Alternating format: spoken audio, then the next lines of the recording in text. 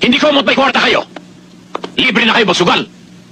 Hey, excuse me. Oh, Senator, narito pala kayo. Magandang kulasisi nyo. Anong katarantaduhan ito? This is a private place. Ngayon, kung may hinahanap kayong kriminal, hindi nyo dapat iniistorbo ang publiko na nagdidibersyon at nag-aaliw dito. Iligal ang pasugalang ito.